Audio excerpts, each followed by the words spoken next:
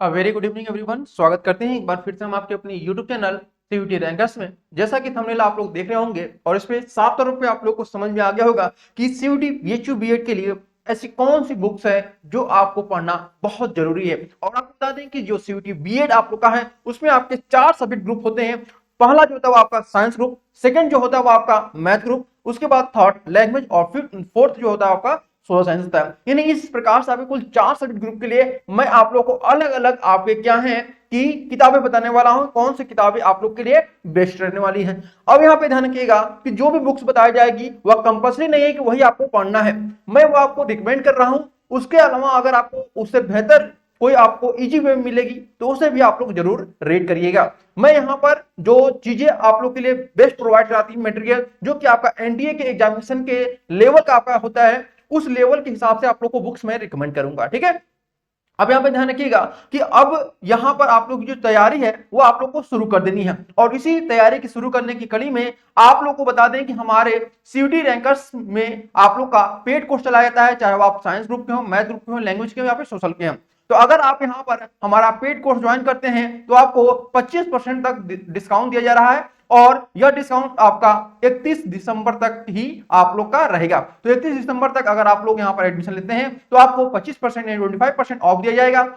अब बात करते हैं हम लोग यहाँ पर कि लैंग्वेज ग्रुप के लिए कौन सी बुक्स आपके लिए बेहतर होगी। तो देखिए यहाँ पे लैंग्वेज ग्रुप के लिए जो आपकी बुक्स बेहतर रहेगी वो आपका 3 बुक मैं आप लोगों को रिकमेंड करूंगा, क्योंकि यहाँ पर पहली जो बुक है वो आपकी लुसेंट की है। लुसेंट क्या है? संपूर्ण हिंदी व्याकरण और रचना। क्योंकि अब यहाँ पे देखेंगे कि जब बीएचयू एंट्रेंस एग्जामिनेशन कराता था तो उसमें केवल हिंदी व्याकरण से क्वेश्चन पूछे जाते थे, ज्यादा रचनाएं नहीं पूछी जाती थी। लेकिन अब क्या है कि हिंदी साहित्य को भी इंक्लूड कर दिया है। मैं आपको सिलेबस बताया हूं तो सिलेबस के अकॉर्डिंग ही मैं आप लोग को बता रहा हूं। तो हिंदी साहित्य के साथ आपका रचना बहुत ज्यादा पूछ रहा है, तो रचना वाला जो बुक होगा और व्याकरण का अलग अलग किताब खरीदने से अच्छा है कि आप इस किताब को जरूर पढ़िएगा। इसके बाद जो लुसेंट की आपकी मैं सेकंड बुक बताऊंगा, जनरल इंग्लिश।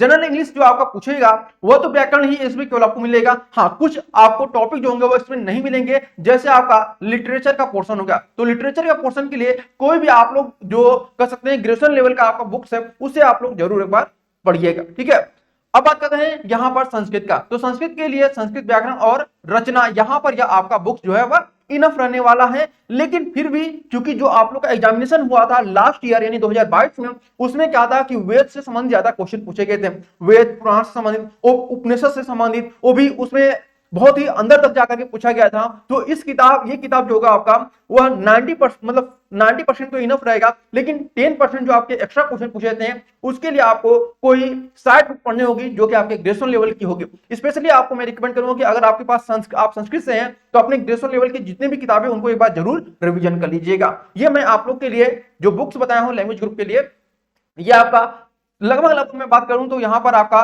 60 से लेकर 70% आपका सिलेबस इसमें कवर हो जाएगा। ठीक है, 60 से 70% इसमें सिलेबस कवर होगा केवल, और अन्य जो आपके सिलेबस रहेंगे वो आपकी ग्रेजुएशन के जो सब्जेक्ट होंगे उनके द्वारा आप लोग का कवर किया जाएगा, स्पेशली लैंग्वेज ग्रुप के लिए। क्लियर बात है, क्योंकि अब पेपर पैटर्न जो है बिल्कुल बदल गया। तो मैं साथ आपको बता दूं कि केवल 60 से 70% ही आप लोग सिलेबस इन बुक्स को पढ़ करके कवर कर सकते हैं।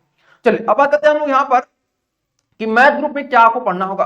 तो मैथ ग्रुप में आपको जो पढ़ना होगा वह आपका इसमें 11th और 12th का आपको मैथ पढ़ना है। ठीक है, 11th और 12th का मैथ आपको पढ़ना है, और इसके अलावा एससी गुप्ता की आप लोग को अप्लाइड स्टैटिक्स पढ़ना है। ठीक है, स्टैटिक्स से पूछा जाता है, लास्ट स्टैटिक्स से क्वेश्चन बहुत आए थे और कंप्यूटर से भी क्वेश्चन जो है आपके बहुत आए थे। तो कोई जरूरी नहीं कि आप अरिहंत का ही आप कंप्यूटर लीजिए, किसी भी प्रकाशन का आप बुक्स ले सकते हैं जिसमें आपका बेसिक दिया हो। आप कोशिश करिएगा कि अगर आपके पास ट्रिपल सी की बुक हो तो ट्रिपल सी की बुक को आप लोग जरूर उसको पढ़िएगा, क्योंकि उसी से लगभग 90% जो क्वेश्चन होंगे वो उसी से पूछे गए थे, और आप लोग पेपर उठाकर देख भी सकते हैं। ठीक है, तो ये मैथ ग्रुप के लिए था। और यहां भी मैं आपको बता दूं कि ये जो आप लोग का मैथ का पोर्शन है यह केवल और केवल 70% आपका यहाँ पर सिलेबस कवर करेगा, और इसके बाद 30% जो सिलेबस रहेगा वो आपके ग्रेजुएशन का जो मैथ रहेगा वो आपका कवर करेगा।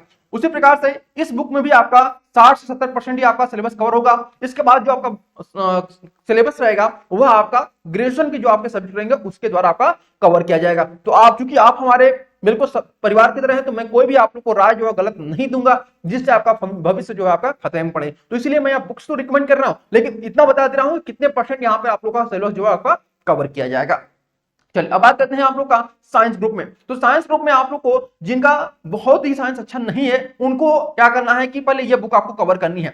6 से लेकर 8 तक की जो आपकी एनसीईआरटी की सार संग्रह है इससे कंप्लीट कर लीजिएगा। उसके बाद आप लोग क्या करिएगा, फिजिक्स की और केमिस्ट्री की, बायोलॉजी की, होम साइंस की, कंप्यूटर की बुक्स आप लोग यहाँ पर पढ़िएगा, क्योंकि ये आपका जो है ना बेसिक बहुत ही अच्छा कर देगी। क्योंकि अब यहाँ पर देखेंगे तो जो आपका सिलेबस चेंज हुआ उसमें आप अकॉर्डिंग टू न्यू सिलेबस उसमें आपको डीपली नॉलेज होने की बहुत जरूरत है। तो डीपली नॉलेज तभी होगा जब आपके पास बेसिक नॉलेज होगा। तो बेसिक के लिए आप ये बुक आप लोग रिकमेंड मैं आप लोग कर रहा हूं, इसको आप लोग कवर कर लीजिएगा। और ये जो बुक मैं बता रहा हूं आप लोग को साइंस ग्रुप के लिए इतना इनफ है, 100% सिलेबस आपका इसी से कवर हो जाएगा।